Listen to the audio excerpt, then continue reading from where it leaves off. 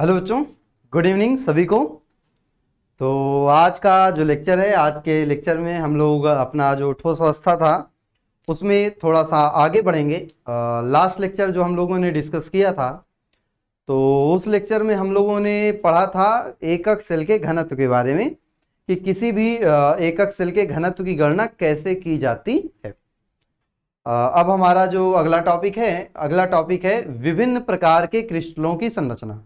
कि हमारे पास अलग अलग प्रकार के क्रिस्टल हैं, तो उन क्रिस्टलों की संरचना कैसी होती है। तो विभिन्न प्रकार के क्रिस्टलों की संरचना की बातें आज के लेक्चर में हम लोग करने वाले हैं। तो चलिए आइए देखते हैं। सबसे पहले आज हम लोग जो देखेंगे वो हमारा टॉपिक है विभिन्न प्रकार के क्रिस्टलों की संरचना। विभिन्न प्रकार के क्रिस्टलों की संरचना। तो अगर हम बात करें विभिन्न प्रकार के क्रिस्टलों की संरचना की, तो इसमें जो हम लोग पढ़ेंगे तीन तरह के क्रिस्टल पढ़ेंगे। एक तो पढ़ेंगे जिनके पास एक धनायन एक ऋणायन हो, ठीक है, ए बी प्रकार, जिसके पास एक धनायन एक ऋणायन युक्त हो, भैया NaCl हो गया, CsCl हो गया और जिंक सल्फाइड। एक धनायन एक ऋणायन, एक धनायन एक ऋणायन, एक धनायन एक ऋणायन, एक प्रकार हो गया। दूसरा प्रकार जो होगा वो Ab2 प्रकार का Ab2 प्रकार का क्रिस्टल पढ़ेंगे, जिसके अंदर हम लोगों को पढ़ना है CaF2। क्या पढ़ना है? CaF2 की संरचना। और तीसरा हम एक और पढ़ेंगे A2B प्रकार का क्रिस्टल। क्या पढ़ेंगे? A2B प्रकार का क्रिस्टल, जिसमें आता है आपका Na2O। क्या आएगा? Na2O। तो कुल मिला के तीन ये और दो ये, पांच क्रिस्टलों की संरचनाएं हम लोग जानेंगे। और इन पांचों की संरचनाएं जब जान जाएंगे तो इसके बाद फिर और भी क्रिस्टलों की संरचना हम ऑटोमेटिक जान जाएंगे, आसानी से जान जाएंगे। ठीक है, तो चलिए शुरू करते हैं। सबसे पहले हमारे पास जो आएगा वो हमें जानना है NaCl क्रिस्टल की संरचना। किसकी संरचना जाननी बेटा? NaCl क्रिस्टल की संरचना हम लोग जानेंगे। NaCl क्रिस्टल की संरचना। तो ये NaCl क्रिस्टल कैसा होता है, आओ देखें बच्चों। तो NaCl क्रिस्टल की संरचना की बात की जाए तो यह क्रिस्टल जो होता है NaCl, ये फलक केंद्रित व्यवस्था में क्रिस्टलीकृत होता है। कैसे बेटा? फलक केंद्रित व्यवस्था, FCC, या इसी को CCP भी कहते हैं, केंद्रित घनी व्यवस्था। तो हमारा जो NaCl होता है ये फलक केंद्रित व्यवस्था में उपस्थित होता है। अब देखो हमारे दो प्रकार के आयन है, एक तो हमारा Na+ आयन है और एक इसमें Cl- आयन है। तो Cl- आयन जो होता है वो FCC जालक के सभी कोनों पर होता है, FCC जालक के सभी कोनों पर और सभी फलकों पर उपस्थित होता है। सभी कोनों पर उपस्थित होता है और कहां होता है बेटा? सभी फलकों पर उपस्थित होता है। और ये जो Na+ आयन है ना बेटा, ये होता है सभी अष्टफलकीय रिक्तियों में। किसमें होता है? सभी अष्टफलकीय रिक्तियों में। तो NaCl क्रिस्टल FCC संरचना में होता है, जिसमें क्लोराइड आयन सभी कोनों पर और सभी फलकों पर होते हैं, जबकि Na+ आयन सभी अष्टफलकीय रिक्तियों में होते हैं। अब बताओ भाई, हमारा जो FCC जालक है उसमें कोने पर कितने परमाणु होंगे? 8, योगदान 1/8 का। फलक पे 6, योगदान 1/2 का। तो मतलब क्लोराइड आयनों की संख्या कितनी हो गई? 4। क्योंकि भाई क्लोराइड आयन जालक का निर्माण कर रहे हैं, तो जालक में जितने परमाणु होंगे वही क्लोराइड आयनों की संख्या होगी। तो जालक में परमाणुओं की संख्या होती 4, तो क्लोराइड आयनों की संख्या हो गई 4। किसी भी जालक में जितने परमाणु होते हैं उतनी ही अष्टफल की रिक्तियां होती हैं। तो FCC जालक में 4 परमाणु होते हैं तो 4 अष्टफल की रिक्तियां भी होती हैं। तो सोडियम आयन की संख्या क्या हो जाएगी? 4, क्योंकि सोडियम सभी अष्टफल की रिक्तियों में है। तो अब हम अगर बात करें तो एक एकक सेल में कुल कितने आयन हो गए? तो कुल आयन प्रति एकक सेल, कुल आयन प्रति एकक सेल, तो 4 धन आयन 4 ऋण आयन, कुल 8 आयन हो गए प्रति एकक सेल में। एक एकक सेल में कुल 8 आयन हो गए। और कुल आयन प्रति एकक कोशिका, क्या बात करें बेटा? कुल आयन प्रति एकक सेल, कुल सूत्र संख्या, कुल सूत्र संख्या प्रति एकक सेल। एक सोडियम एक क्लोराइड मिलते हैं तो एक सूत्र बनता है। एक एकक सेल में 4 सोडियम 4 क्लोराइड है, मतलब एक एकक सेल में 4 सूत्र उपस्थित होंगे। कितने सूत्र उपस्थित होंगे बेटा? 4 सूत्र उपस्थित होंगे। बात समझ में आई भाई? एक सोडियम जब एक क्लोरीन से मिलता है तो एक सूत्र बनता है, तो 4 सोडियम 4 क्लोराइड से मिलेगा, 4 सूत्र बनाएगा। चलो अब इसमें चलो इसकी एक संरचना थोड़ा सा बना के देख लेते हैं कौन कहां पे उपस्थित होता है, जिससे हमें क्या हो जाएगा, अंदाजा हो जाएगा इनकी उपसंयोजन संख्या का। ठीक,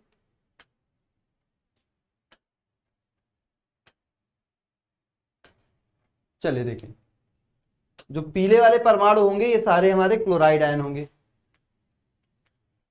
पीले वाले सारे क्या हो जाएंगे? क्लोराइड आयन हो जाएंगे। पीले वाले सारे क्या हो जाएंगे बेटा? क्लोराइड आयन हो जाएंगे। फिर ये आपके हो गए सारे क्लोराइड आयन। अब हम नीले बनाएंगे क्या? Sodium ion. तो सोडियम आयन सभी चतुष्फल की, सॉरी अष्टफल की रिक्ति, तो एक अष्टफल की रिक्ति होती है घन के केंद्र पर। तो चलो देखते हैं एक सोडियम आयन कितने क्लोराइड आयनों से गिरा है। तो एक सोडियम आयन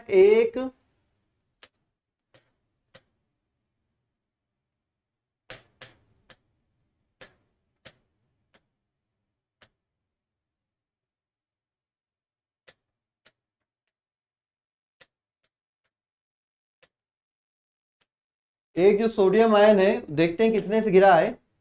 तो एक सोडियम आयन 1 2 3 4 5 और 6, ये नीला वाला सोडियम आयन है और ये पीले वाले जो है वो क्लोराइड आयन है। तो एक सोडियम आयन 6 क्लोराइड आयनों से घिरा होता है, तो हम क्या कहेंगे?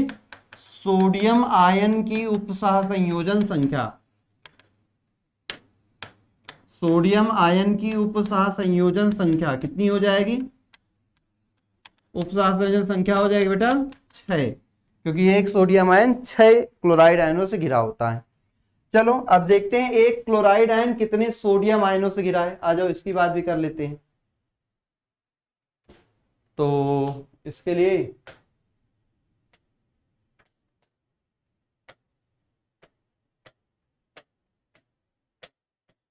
ध्यान दीजिएगा, एक सोडियम आयन कितने क्लोराइड आयनों से घिरा होता है। चलो भाई, तो सोडियम आयन फिर से बनाओ। सोडियम आयन और कहाँ होंगे? ये जितनी भी कोर है ना, इन सभी कोरों के केंद्र पर, क्योंकि भाई अष्टफल की रिक्तियां कोर के केंद्र पर होती हैं, इन सभी कोरों के केंद्र पर हो जाएगी। ठीक है, और भाई इसी तरह का एक ऐसे ऊपर होगा, उसके केंद्र पर भी एक चतुष्फल की रिक्ति हो, सॉरी अष्टफल की रिक्ति होगी। अब चलो देखते हैं कितने। तो ये क्लोराइड आयन है पीला वाला, 1 2 3 4, पांचवा ये ऊपर से, पांचवा ये ऊपर से और छठवा ये नीचे से, कुल मिला के 6 हो गए। कितने हो गए? 6 हो गए। तो मतलब एक क्लोराइड आयन भी 6 सोडियम आयन से घिरा होता है, तो क्लोराइड आयन की उपसंयोजन संख्या भी क्या हो जाएगी? क्लोराइड आयन की उपसह संयोजन संख्या ये भी हो जाएगी आपकी 6। बस हो गया। अब इनके जैसी संरचना, समान संरचना रखने वाले क्रिस्टल, मतलब NaCl के जैसी संरचना रखने वाले क्रिस्टल और कौन से हैं वाले क्रिस्टल जो है, तो वो है लिथियम, सोडियम, पोटेशियम व रुबिडियम के हैलाइड।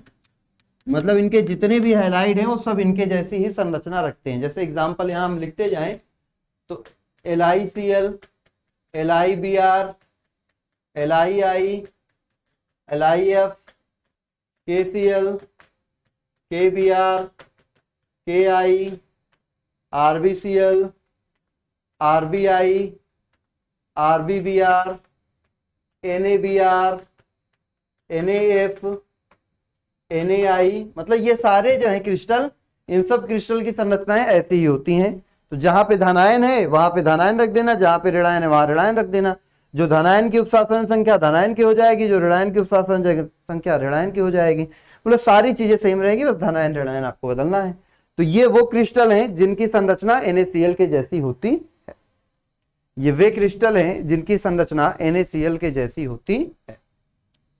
तो चलिए इसको नोट कर लीजिए, साइड हो जाते हैं, स्क्रीनशॉट ले लीजिए। फिर जो है हम लोग NaCl के बाद अगले क्रिस्टल पे चलते। हो गया बेटा? चलिए, अब अगला हमारा जो क्रिस्टल आएगा वो आएगा CaCl की संरचना। किसकी बेटा? CaCl की संरचना की बातें करते हैं। तो CaCl जो संरचना है वो होता है CaCl काय या अंतः केंद्रित संरचना में क्रिस्टलीकृत होता है। काय या फिर अंतः केंद्रित संरचना, जिसको हम BCC कहते हैं, में क्रिस्टलीकृत होता है। इसके पास भी दो आयन है, एक है CS प्लस आयन। तो CS प्लस आयन जो होगा वो घन के केंद्र पर उपस्थित होगा, और Cl माइनस जो होगा वो सभी कोनों पर उपस्थित होगा। या उल्टा भी हो सकता है, CS प्लस कोने पर जा सकता है, Cl माइनस केंद्र पर हो सकता है। दोनों में से कोई भी अपनी पोजीशन को चेंज कर सकते हैं, क्योंकि लगभग समान आकार दोनों का होता है। तो CS प्लस आयन केंद्र पर हो गया, Cl माइनस आयन कोने पर हो गया। तो CS प्लस आयनों की संख्या कितनी हो गई? CS प्लस आयन की संख्या, क्योंकि बेटा केंद्र पर जो होता है परमाणु वो एक ही होता है, तो इसकी संख्या एक।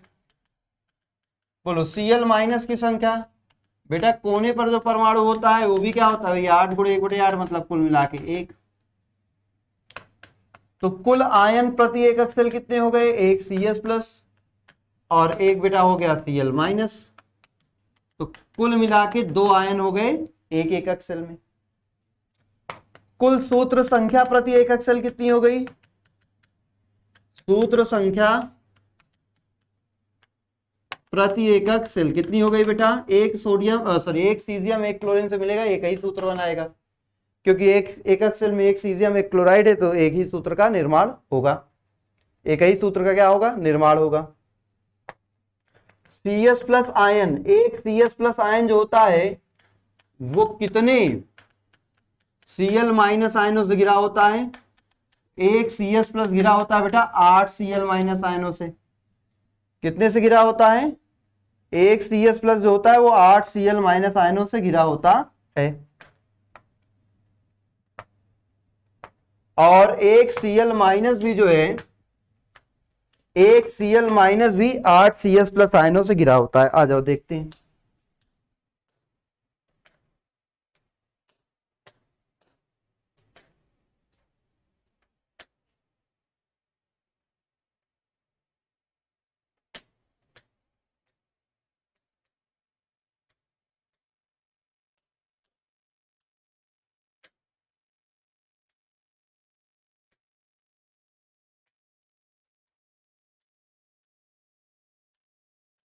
येलो वाले जो हमारे हैं ये सारे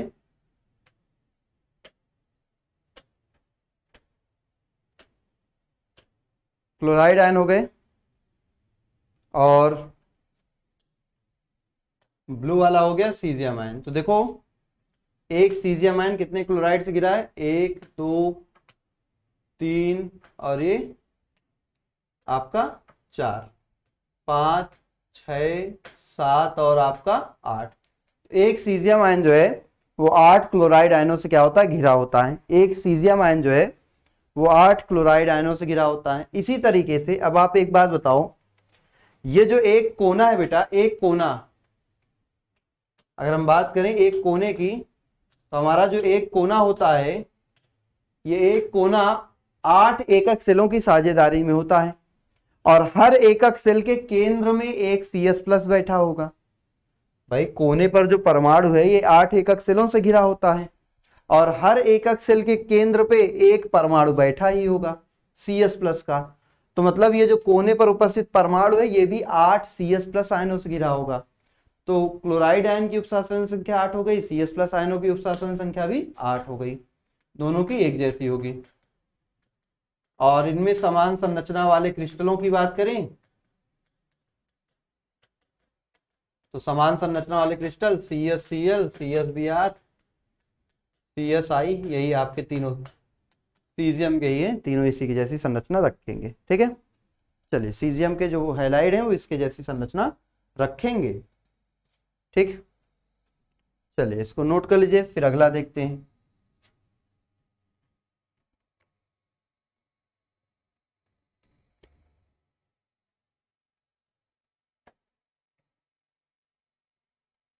चलिए भाई फिर अगला देखते हैं।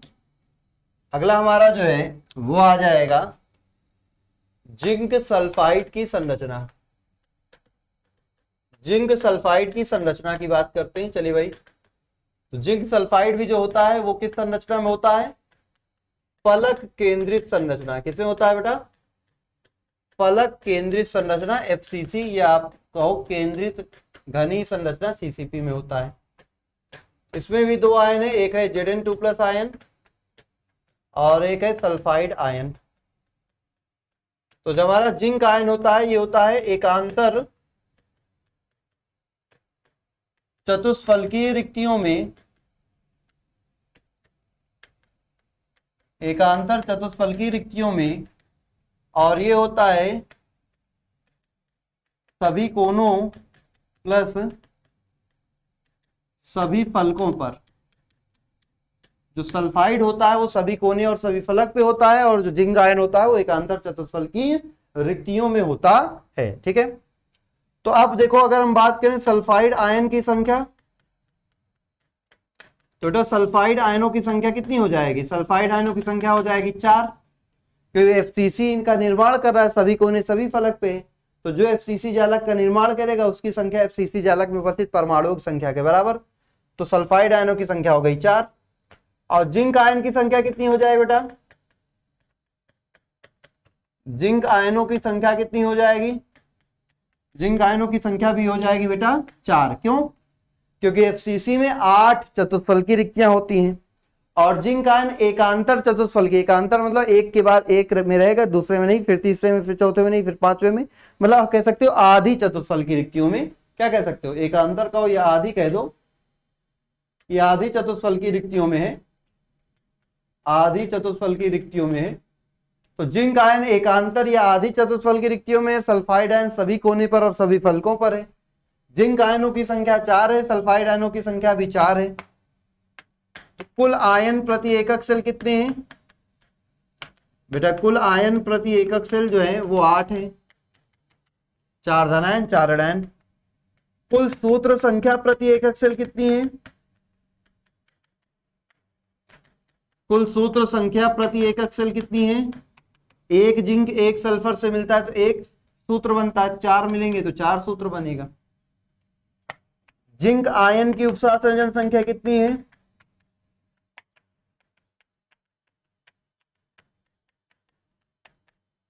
उपसंयोजन संख्या कितनी है? और हमारा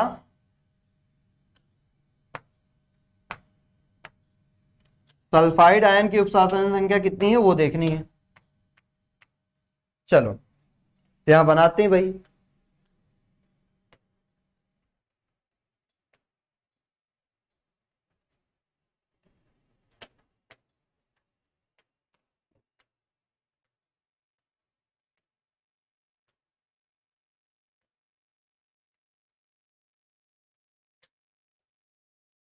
चलिए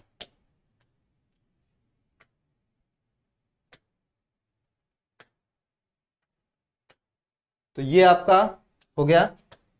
अब ये जो आपका जा रहा है ये है जिंक सल्फाइड आयन सभी कोने पर, सभी कोने पर और सभी फलक,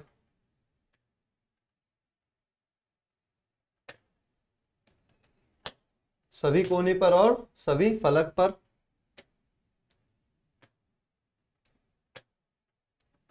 कुछ इस तरीके से, ठीक है। ये हो गया जिंक आयन। सल्फाइड कहाँ है भाई? एकांतर चतुष्फलकीय रिक्तियों में, मतलब इसके नीचे होगा। मान लो दो फलक विकर्ण बना लो, जैसे आप देखो एक फलक विकर्ण ये जा रहा है, फलक विकर्ण मतलब ये, तो एक मान लो आपने इस पे बना दिया, यहां पे है, दूसरा इस पे यहां पे है, दूसरा इस पे यहां पे, ठीक है। और इसी तरीके से एक जो है फलक विकर्ण कुछ ऐसे ले लो, कहीं से ले लो, मान लो एक ये है, या आपका एक ये है इस पे, तो एक इस पे हो जाएगा इस फलक विकर्ण पे, और एक इस फलक विकर्ण पे। चलो अब देखो, तो भाई देखो, इस वाले कोने के नीचे, इसके नीचे नहीं है, इस वाले कोने के नीचे नहीं है, इसके नीचे है, मतलब एकांतर हो गया, इसके नीचे है, इसके नीचे नहीं है, इसके नीचे है, इसके नीचे नहीं है, मतलब कुल 8 चतुष्फल की रिक्तियां थी, जिनमें से 4 पे ये है। तो चलो, हमारा जो एक जिंक आयन है, एक जिंक आयन देखते हैं कितने सल्फाइड आयनों से घिरा हुआ है। तो भाई एक कोई भी जिंक आयन देखोगे तो कितने सल्फाइड आयनों से घिरा हुआ है, और देखते हैं।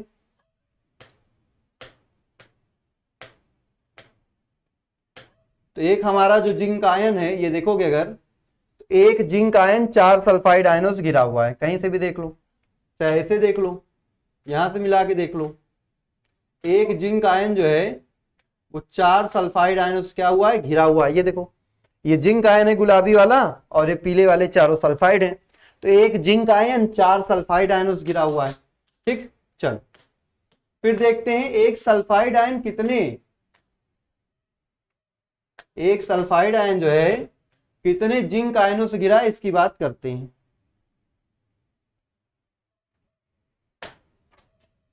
तो देखिए, अब जैसे ये है एक सल्फाइड आयन, 1 2 3 और 4, भाई ये सल्फाइड आयन है, और इसके चारों तरफ भाई 2 इधर से, जैसे एक दीवार है, ये एक दीवार है, तो भाई एक दीवार के इधर 4 चतुष्फल की रिक्तियां होती हैं, इधर 4 चतुष्फल की रिक्तियां होती हैं। तो इधर 4 थी जिनमें से आधे में है 2 में, और इधर भी 4 है जिनमें से आधे में 2 में, तो 2 इधर से घेरेगी, 2 इधर से घेरेगी, कुल मिला के 4 चतुष्फल की रिक्तियां इसको घेर लेंगी।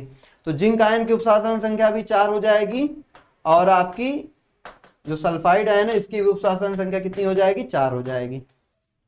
और इसकी जैसी संरचना जो रखेंगे, CuBr, Cui, है ना, ये सारे AgCl, ये सारे जो है AgBr, ये सारे इसकी जैसी क्या करेंगे, संरचना रखते हैं। ये सारे इसकी जैसी संरचना रखते हैं, जिंक सल्फाइड की जैसी संरचना। इन सभी की संरचना जिंक सल्फाइड की जैसी होती है। ठीक है, चलिए नोट कर लीजिए इसको भी।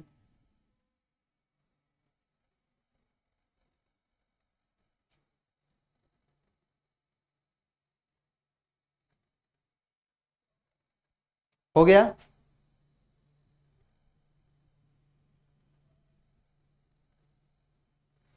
चलिए आगे चलते हैं। फिर नेक्स्ट हमारा जो होगा वो है, अब हम चल रहे हैं CaF2 की संरचना। किसकी संरचना बेटा, CaF2 की संरचना। तो CaF2 की संरचना भी बेटा होती है, ये भी होता है फलक केंद्रित संरचना में,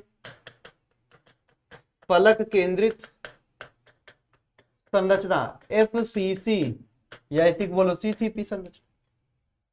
इसमें भी 2 आयन है, एक है कैल्शियम आयन और एक है क्लोराइड आयन।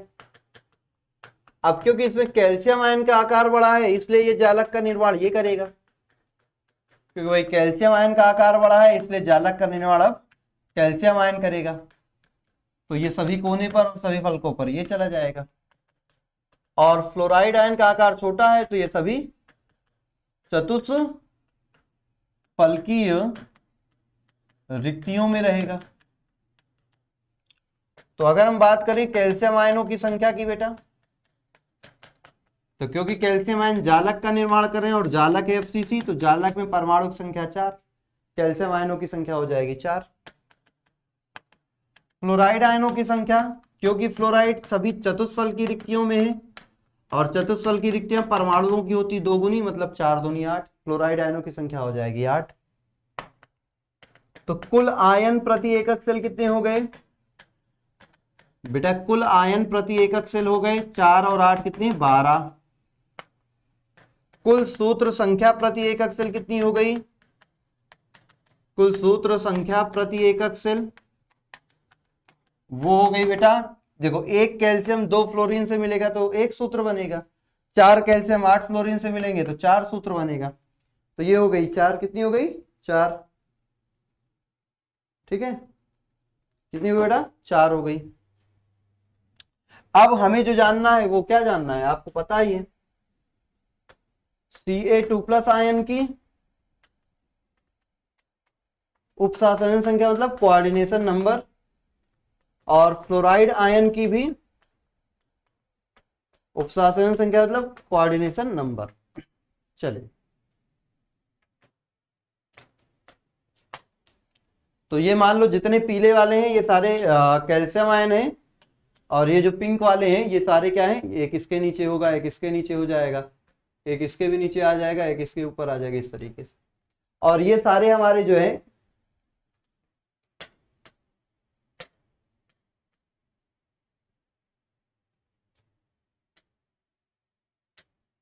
ये सारे हमारे क्या हो गए, चतुष्फल की रिक्तियों में हो गए फ्लोराइड आयन। ठीक है, तो फ्लोराइड की कहानी तो वैसी ही रहेगी। देख लो भाई, एक फ्लोराइड कितने जिंक आयनों से घिरा होगा। तो एक फ्लोराइड को अगर आप देखोगे, कोई भी एक फ्लोराइड ले लो, इसको ले लो, किसी को भी ले लो, तो कोई भी एक फ्लोराइड लोगे तो 4 जिंक आयनों से घिरा होगा। जैसे आप किसी को भी ले लो, मान लो इसी को ले लेते हैं, देखो ये वाला, ये जो है ये इसके नीचे का है। एक जो फ्लोराइड है वो 4 जिंक आयनों से घिरा हुआ है, और एक क्लोराइड आयन कितने, सॉरी एक कैल्शियम आयन कितने जिंक फ्लोराइड आयनों से घिरा होगा। भाई अगर आप देखें तो एक फ्लोराइड आयन, ये जो चतुष्फल की रिक्ति में है, ये फ्लोराइड आयन देखो 1 2 3 4, 4 कैल्शियम आयन से गिर गया, तो फ्लोराइड आयन की उपसाधन संख्या हो गई 4।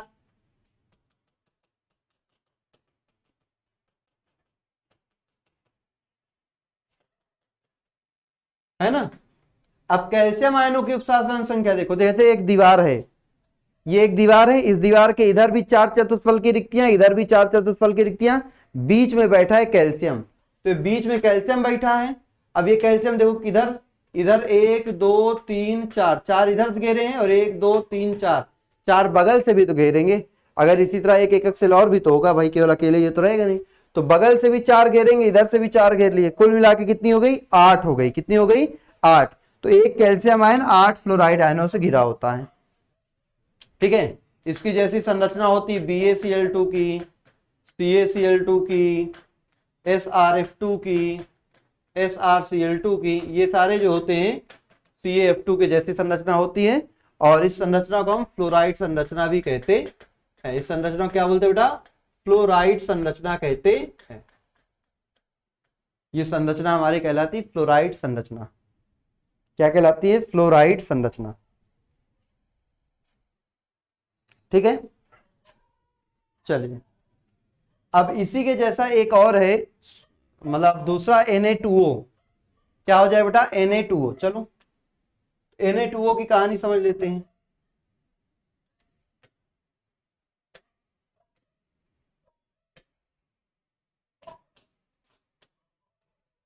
चलो Na2O की कहानी समझ लेते हैं।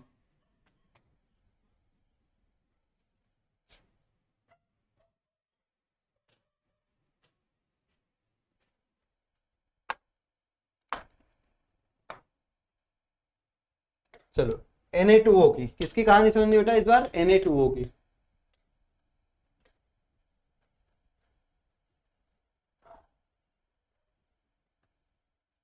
चलो देखो यहाँ पे, अब हम सीखने जा रहे हैं सोडियम ऑक्साइड Na2O, जिसको हम बोलते हैं एंटी फ्लोराइड संरचना। क्या बोलते हैं, एंटी फ्लोराइड संरचना। एंटी फ्लोराइड कहने का कारण यह है कि इसकी संरचना जस्ट CaF2 की अपोजिट होती है। CaF2 में कैल्शियम आयन सभी कोने और फलकों पर होते हैं, जो कि धनायन होता है। इसमें ऋण आयन जो कि ऑक्साइड आयन है, ये सभी कोने पर और सभी फलक पे होगा। उसमें फ्लोराइड आयन सभी चतुष्फल की रिक्तियों में होते हैं, इसमें सोडियम आयन सभी चतुष्फल की रिक्तियों में होगा। तो इसमें ऑक्साइड आयनों की संख्या, भैया उसमें कैल्शियम आयनों की संख्या 4 थी, तो इसमें ऑक्साइड आयनों की संख्या 4 होगी। और सोडियम आयन क्योंकि चतुष्फल की रिक्ति में है, तो सोडियम आयनों की संख्या 8 हो गई। कुल आयन भाई 4 ऋणायन 8 धनायन, कुल आयन 12 ही रहेंगे। 2 सोडियम 1 ऑक्सीजन से जुड़ते हैं तो 1 सूत्र बनता है, तो 8 सोडियम 4 ऑक्सीजन जुड़ेंगे, 4 सूत्र बन जाएगा। अब देखो ये पीले वाले जो है, ये पीले वाले हैं ऑक्साइड आयन, और गुलाबी वाले जो है ये सोडियम आयन। तो भाई एक सोडियम आयन 4 ऑक्साइड आयनों से घिरा होगा, तो सोडियम आयन की उपसाधन संख्या कितनी हो जाएगी, 4। और एक ऑक्साइड आयन 8 सोडियम आयनों से घिरा होता है, तो ऑक्साइड आयन की संख्या कितनी हो जाएगी, 8। बस उसका जस्ट अपोजिट। तो Na2O की संरचना भी FCC या CCP या हम कहें फलक केंद्रित घनी संरचना होती है, जिसमें जो आपके ऑक्साइड आयन है वो सभी कोने पर और सभी फलकों पर, जबकि सोडियम आयन सभी चतुष्फल की रिक्तियों में व्यवस्थित होते हैं। ऑक्साइड आयन क्योंकि जालक का निर्माण करें इसलिए इसकी संख्या 4 हो गई। सोडियम आयन सभी चतुष्फल की रिक्ति में, चतुष्फल की रिक्तियां 8 होती हैं तो इनकी संख्या 8 हो गई। आपके कुल आयन 4 और 8 12 हो गए। 2 सोडियम 1 ऑक्सीजन से मिलेगा, एक सूत्र बनेगा, तो कुल सूत्र आपका 4 हो गया। ऑक्साइड आयन की संख्या 8 हो गई और आपके सोडियम आयनों की संख्या 4 हो गई। तो ये आपकी क्या हो गई बेटा, सोडियम ऑक्साइड की संरचना। किसकी हो गई, सोडियम ऑक्साइड की संरचना हो गई। क्लियर है कहानी ये। और इसके जैसी संरचना रखने वाले ये होगी किसी के वर्ग के Li2O हो गया, K2O हो गया, ये सारे इसके जैसी संरचना रखते हैं। Li2O ही अभी याद रखिए, ठीक है, संरचना रखते हैं, रख लो, उसको भी रखना हो, ठीक। तो ये इनके जैसी संरचना रखेगा। क्लियर है ये कहानी। तो हो गई सोडियम ऑक्साइड की संरचना। किसकी संरचना हो गई बेटा, सोडियम ऑक्साइड की संरचना, ठीक है। चलिए, तो यहां से हमारा विभिन्न प्रकार के क्रिस्टलों की संरचना हो जाती है खत्म। अब हमें जो पढ़ना है वो है त्रिज्य अनुपात। क्या पढ़ना है बेटा, त्रिज्य अनुपात, रेडियस रेशियो। त्रिज्य अनुपात, रेडियस रेशियो। तो त्रिज्य अनुपात या रेडियस रेशियो क्या होता है। तो देखो, जब किसी भी भाई हमारा समानता होता क्या है, जैसे ये हमारे आयन हैं, ये हमारे मान लो आयन हो गए, क्रिस्टल था, ये आयन हो गए। अब आयनों के बीच में ये जो खाली स्थान बचता है ना, समानता, ये खाली स्थान जो होता है इसमें धनायन रखे जाते हैं। ये जो बड़े वाले आयन हैं सामान्यतः ये धनायन होते हैं, सॉरी ऋणायन होते हैं, क्योंकि ऋणायनों का आकार बड़ा होता है। और ये छोटा जो रिक्तियों में रखा होता है ये धनायन होता है। जब इस रिक्ति का आकार बढ़ता है तो रिक्ति का आकार बढ़ने पर इसको घेर कर रखने वाले परमाणुओं की संख्या भी बढ़ जाएगी। देखो, अभी रिक्ति छोटी थी तो इसके 3 परमाणु घेर कर रखे हैं, रिक्ति थोड़ा बड़ी हो जाएगी तो इसके घेर कर रखने वाले परमाणु की संख्या में क्या हो जाएगी, वृद्धि हो जाएगी। रिक्ति थोड़ा और बड़ी हो जाएगी तो इसको घेर कर रखने वाले परमाणु की संख्या में और वृद्धि हो जाएगी। मतलब किसी भी क्रिस्टल की जो उपसाधन संख्या होती है वो उसमें उपस्थित धनायन और ऋणायन के आकार पर निर्भर करती है। धनायन का आकार छोटा है तो उसको कम ऋणायन घेर कर रखेंगे, धनायन का आकार बढ़ता जाएगा तो उसको घेर कर रखने वाले आयनों की संख्या में वृद्धि होती जाएगी। तो किसी भी क्रिस्टल की जो उपसाधन संख्या और उसकी संरचना होती है वो उसमें उपस्थित धनायन और ऋणायनों के आकार पर निर्भर होती है। तो इसी को हम दर्शाते हैं त्रिज्य अनुपात की सहायता से, ठीक है। किसी भी क्रिस्टल की संरचना और उसकी उपसाधन संख्या को हम ज्ञात करते हैं त्रिज्य अनुपात की सहायता से, और इसे हम त्रिज्य अनुपात नियम भी कहते हैं। तो त्रिज्य अनुपात होता क्या है इसकी बात समझो। तो किसी भी आयनिक क्रिस्टल में धन आयन की त्रिज्या में उपस्थित धनायन की त्रिज्या और उसमें उपस्थित ऋण आयन की त्रिज्या, तो किसी भी आयनिक क्रिस्टल में उपस्थित धनायन की त्रिज्या और ऋणायन की त्रिज्या का अनुपात ही त्रिज्य अनुपात कहलाता है। मतलब आर आर बराबर होता है धनायन की त्रिज्या बटे ऋण आयन की त्रिज्या। तो किसी भी क्रिस्टल या आयनिक क्रिस्टल की संरचना और उसकी उपसाधन संख्या उसमें उपस्थित आयनों के आकार पर निर्भर होती है, और इस चीज को हम ज्ञात करते हैं त्रिज्य अनुपात की सहायता से। त्रिज्य अनुपात होता क्या है, धनायन की त्रिज्या और ऋणायन की त्रिज्या के अनुपात को त्रिज्य अनुपात कहते हैं। त्रिज्य अनुपात की सहायता से कैसे ज्ञात किया जाता है उसके लिए आपको एक टेबल याद करनी पड़ेगी, एक टेबल याद रखनी पड़ेगी। कैसे ज्ञात करते हैं उसके लिए आपको एक टेबल याद रखनी पड़ेगी।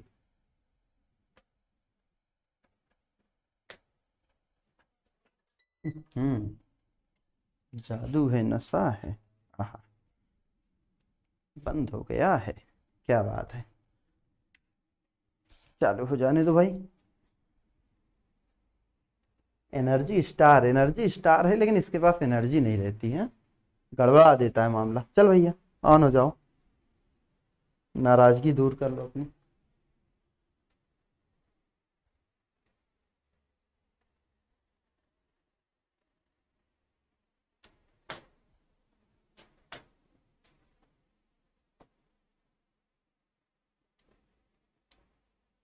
चलो,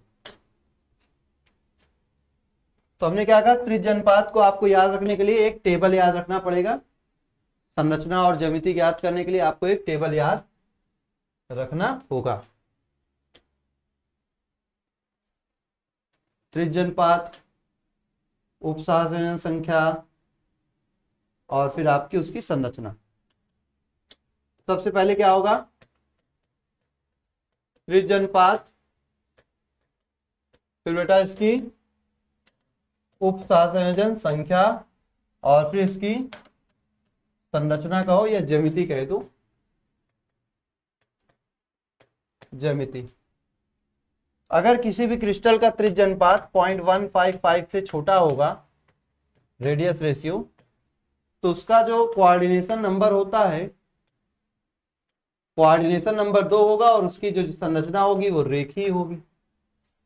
अगर त्रिज्य अनुपात 0.55 से बड़ा और 0.225 से छोटा हुआ तो ये 3 होता है और इसकी संरचना या ज्यामिति जो होती है वो त्रिभुजीय होती है। अगर त्रिज्य अनुपात 0.225 से बड़ा और 0.414 से छोटा हुआ तो ये 4 होता है और ये चतुष्फलकीय ज्यामिति होती है। अगर त्रिज्य अनुपात 0.44 से बड़ा 0.732 से छोटा हुआ तो ये 6 होती है और 6 परमाणु घिरी हुई ज्यामिति कहलाती है अष्टफलकीय ज्यामिति। अगर ये 0.732 से बड़ा और 1 से छोटा हुआ तो ये 8 होती है और ये होती है बीसीसी संरचना, अंतःकेंद्रित घनीय संरचना। और अगर जो त्रिज्य अनुपात है वो लगभग 1 के बराबर होता है तो ये 12 होती है और ये होती है एफसीसी संरचना या सीसीपी संरचना। ठीक है, तो ये आपको त्रिज्य अनुपात है। अगर धनायन और ऋणायन की त्रिज्या का अनुपात इतना है तो उसके लिए कोऑर्डिनेशन नंबर 2 और संरचना ज्यामिति ये होगी। अगर रेडियस रेशियो इतने से इतने के बीच है तो ज्यामिति ये होगी और कोऑर्डिनेशन नंबर ये होगा। इतने से इतने बीच कोऑर्डिनेशन नंबर ये और ज्यामिति ये। इसी तरह से ये आपको याद रखना है। तो इसको नोट करिए, तो फिर एक क्वेश्चन करा देते हैं तो आप बेहतर समझ जाओगे।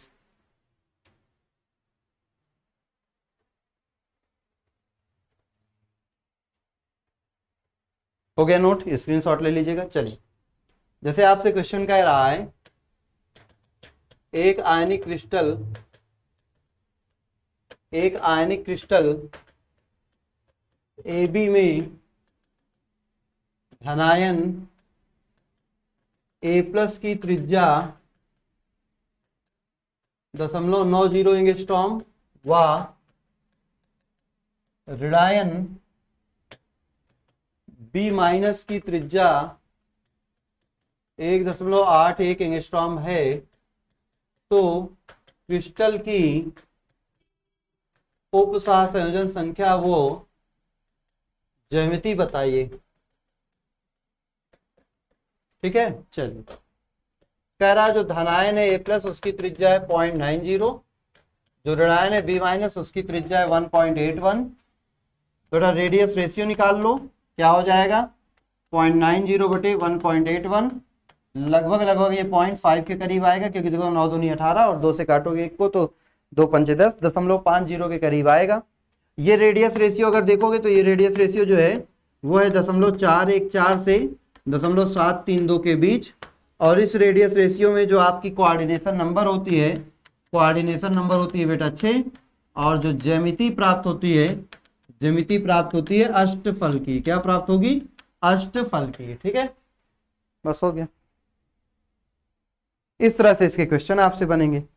धनायन की त्रिज्या दे देगा, ऋणायन की पूछेगा, ऋणायन की त्रिज्या दे देगा, धनायन की पूछेगा, या दोनों की दे देगा, रेडियस रेशियो ज्यामिति और वो पूछेगा। चलो एक क्वेश्चन और करते हैं, इस क्वेश्चन को स्क्रीनशॉट ले लेना, अगला क्वेश्चन करते हैं। ठीक है, चलो अगला क्वेश्चन हमसे क्या कहता है? कहता है एक आयनिक क्रिस्टल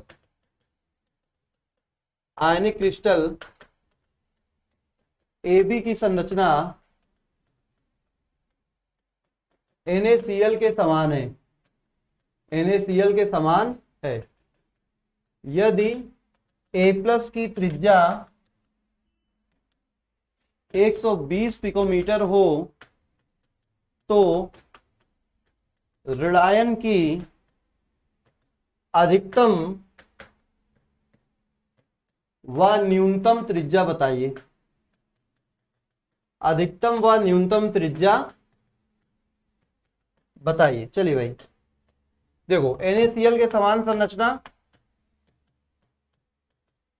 मतलब कोऑर्डिनेशन नंबर क्या हो गया? 6। कोऑर्डिनेशन नंबर 6 हो गया, मतलब रेडियस रेशियो हो गया 0.414 से 0.732। बस यही जानना था। NaCl के जैसी संरचना देने का केवल इतना मतलब है कि भाई NaCl की जैसी संरचना होगी तो उसकी उपशासन संख्या हो जाएगी 6 और उपशासन संख्या 6 वाले का त्रिज्या अनुपात होता है इतने से इतने के बीच। कह रहा जो धनायन है, धनायन की त्रिज्या 120 पिकोमीटर है, तो जो ऋणायन है उस ऋणायन की मिनिमम और उस ऋणायन की मैक्सिमम त्रिज्या आपको बतानी है। तो चलो भाई देख लेते हैं। त्रिज्या अनुपात बराबर होता है R A plus upon R B minus, B minus equal to क्या हो जाएगा A plus upon R R. ऋणायन की त्रिज्या त्रिज्या अनुपात के व्युत्क्रमानुपाती है, मतलब इसका मान कम लोगे तो इसका मान ज्यादा आएगा, इसका मान ज्यादा लोगे तो इसका मान कम आएगा। तो अधिकतम त्रिज्या के लिए क्या होगा भैया, अधिकतम त्रिज्या के लिए जो आर आर है उसका मान न्यूनतम ले लो 0.414। आर बी माइनस बराबर हो जाएगा 120 बटे 0.414, ठीक है। और न्यूनतम त्रिज्या के लिए जो आर आर है त्रिज्या अनुपात, इसका मान ले लो अधिकतम जो कि 0.732। तो आर बी माइनस अब क्या हो जाएगा 120 बटे 732। सॉल्व कर लो, जो आ जाएगा वही आंसर हो जाएगा। तो देखो ये इन्वर्सली था, तो इसका कम लोगे तो इसका मान ज्यादा आएगा, इसका मान ज्यादा लोगे तो इसका मान कम। तो अधिकतम त्रिज्या के लिए इसका न्यूनतम मान ले लिया और न्यूनतम त्रिज्या के लिए इसका अधिकतम मान ले लिया। हो गया क्वेश्चन सॉल्व, ठीक है। धनायन होता, मान लो धनायन का पूछता, तो धनायन तो समानुपाती है, धनायन समानुपाती है ना, धनायन तो समानुपाती है। तो आर आर का अधिकतम मान लेते तो धनायन की अधिकतम त्रिज्या आती, आर आर का न्यूनतम मान लेते तो इसकी न्यूनतम त्रिज्या आती। तो इस तरह से इसके क्वेश्चन आपसे क्या होंगे, पूछे जाएंगे, बनेंगे। त्रिज्या अनुपात की कहानी भी यहां से हो जाती बेटा समाप्त। अब हम लोग जब अगली क्लास में मिलेंगे तो हम लोग सीखेंगे क्रिस्टलों में दोष, क्रिस्टल की अपूर्णताएं, इन सारी चीजों के बारे में हम लोग बातें करेंगे, ठीक है। तो आज की जो क्लास है, आज की क्लास बस यहीं तक ले, फिर मिलेंगे अगली क्लास में। तब तक के लिए सभी को बाय बाय, फिर मिलते हैं।